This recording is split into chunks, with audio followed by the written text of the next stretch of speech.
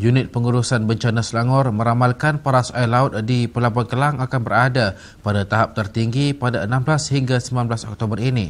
Perkara itu dijelaskan Setiausaha Jawatankuasa Pengurusan Bencana Selangor, Kolonel Ahmad Afandi Muhammad. Keadaan itu katanya berkemungkinan menyebabkan berlaku fenomena air pasang besar di beberapa kawasan dekat negeri tersebut. Kerajaan Selangor telah mengarahkan persediaan menghadapi bencana tahap tinggi dilaksanakan melibatkan daerah Kelang, Kuala Langat, Sepang, Kuala Selangor dan Sabak Bernam.